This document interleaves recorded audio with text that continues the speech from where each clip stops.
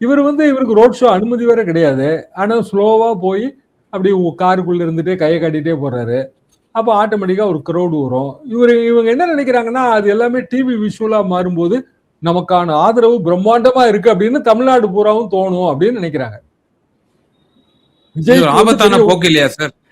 ஆபத்தான போக்கு. இது நான் முதல்ல இருந்தே சொல்லிட்டே இருக்கிறேன். நீங்க ஆரம்பத்துல குறிப்பிட்ட திருச்சி, மரக்கடை அந்த ஏரியால இருந்து ஏர்போர்ட்ல இருந்து வெளியில வரும்போது இந்த பிரச்சனை இருந்ததுங்க. அவரோட முதல் இதுலயே என்ன சிம்பிள் ரீசன் என்னன்னா, அவங்க மைண்ட் செட்டே பெரிய அளவுக்கு கூட்டத்தை காட்டினா நமக்கான மாஸ் கூடும்னு நினைக்கிறாங்க. தேர்தல் அப்படியே கிடையவே கிடையாது.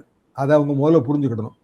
என்ன காரணம் என்னன்னா, தேர்தல்ங்கிறது ஓட்டு. கடைசியில் அல்டிமேட்டா ஓட்டு போட வேண்டியது பப்ளிக் தான். நீங்க நம்ம தலைவர்கள் கூட்டத்துக்கு வர்றவங்கிறதுங்க ரொம்ப ஃபியூ % தாங்க வருவாங்க, யாரா இருந்தாலும்.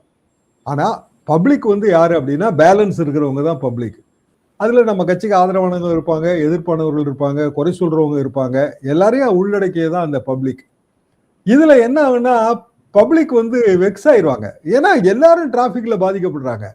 அந்த திருச்சி முதல் பிரச்சார கூட்டத்திலே திருச்சி டவுனுக்குள்ளேயே வர முடியாத அளவுக்கு டிராபிக் பாதிப்பாயிடுச்சுங்க. புதுக்கோட்டையிலிருந்து வந்தவங்க எல்லாருமே ஏர்போர்ட் ரோட்ல நின்று போயிட்டாங்க. 4 hours 5 hours. ஹாஸ்பிட்டல் போறவங்க, ஸ்கூலுக்கு போறவங்க, வேலைக்கு போறவங்க எல்லாருமே பாதிப்பு. அது பிறகு வரிசையா அப்பவே ரொம்ப எச்சரிக்கைலாம் பண்ணிட்டு தான் வந்தோம். கடைசியில கரூர்ல அந்த மாதிரி ஆயிப்போச்சு.